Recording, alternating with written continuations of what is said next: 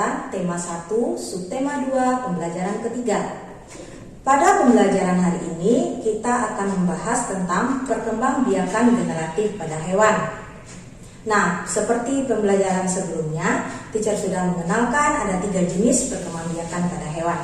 Yang pertama adalah perkembangbiakan dengan cara bertelur atau disebut dengan ovipar. Pada perkembangbiakan ini, calon individu baru atau embrio tumbuh dan berkembang di dalam cangkang telur yang berada di dalam tubuh induknya. Setelah telur keluar dari tubuh induk akan mengerami telur tersebut sampai menetas. Nah, perkembangbiakan ini terjadi pada kelompok serangga, burung, dan amfibi, termasuk juga kelompok ikan. Kemudian yang kedua, perkembangbiakan dengan cara melahirkan atau vivipar. Pada perkembangbiakan ini, calon individu baru atau embrio tumbuh dan berkembang di dalam tubuh induk yang tepatnya berada di rahim atau uterus. Perkembangbiakan ini terjadi pada kelompok hewan mamalia seperti kucing, sapi, kambing, jerapah, gajah, dan lain-lain. Yang ketiga, perkembangbiakan dengan cara bertelur dan melahirkan atau ovovivipar. Nah, pada perkembangbiakan ini, calon individu baru atau embrio tumbuh dan berkembang dalam cangkang telur. Kemudian telur akan menetas dalam tubuh induk dan individu baru dikeluarkan dengan seolah-olah dilahirkan. Nah, perkembangbiakan ini terdapat pada beberapa jenis kadal, ular boa, kemudian kuda laut. Nah, sekarang kita lanjutkan pelajaran membuat peta pikiran dalam ide pokok. Peta pikiran adalah suatu cara menyajikan informasi atau ide dalam bentuk diagram. Ada beberapa langkah yang harus kita lakukan untuk membuat peta pikiran. Yang pertama, kita harus membaca teks bacaan secara seksama. Kemudian yang kedua, kita harus menemukan kata kunci yang terdapat dalam setiap paragraf tersebut. Yang ketiga, kemudian kita membuat daftar ide pokoknya.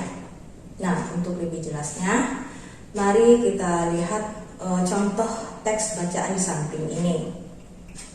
Kita harus membuat ide pokok atau gagasan utama dari judul bacaan. Nah, kebetulan judul bacaannya adalah ayam. Kita letakkan di tengah, kemudian kita buat diagram. Ini sesuai dengan kreativitas dari student teacher. Kemudian kita gunakan kata tanya, bisa apa, bagaimana, di mana, kapan, siapa, dan mengapa. Kita cocokkan dengan isi dari teks bacaan tersebut.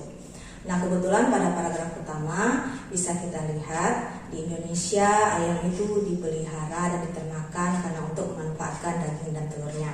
Kita gunakan kata tanya mengapa ayam dipelihara dan diternakan di Indonesia. Kemudian kita buat tanda panah ke arah kiri. Kita buat di situ adalah daging dan telurnya. Kemudian dari daging dan telurnya itu kita bisa lagi membuat cabang ke arah kiri dari daging dan telurnya, yaitu bermanfaat bagi kesehatan tubuh. Nah, kita masuk pada paragraf kedua. Di situ dijelaskan perbedaan ciri-ciri ayam betina dan ayam jantan. Nah, kita buat panah ke arah kanan, yaitu kita gunakan kata tanya apa perbedaan ayam jantan dengan ayam betina. Nah, kita buatlah 2 cabang nanti. Yang pertama, ayam jantan itu tubuh lebih besar, kemudian mempunyai jalu, jengger besar, dan bulu ekor lebih panjang.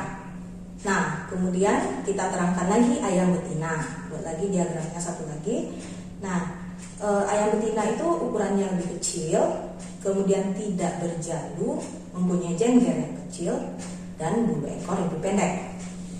Nah, student teacher bisa berkreativitas dalam membuat peta pikiran ini. Bagaimana student? Cukup mudah bukan membuatnya? Nah, sampai di sini dulu video pembelajaran teacher hari ini. Semoga student teacher dapat memahami apa yang sudah teacher sampaikan. Oke, goodbye student. Jangan lupa di like, subscribe,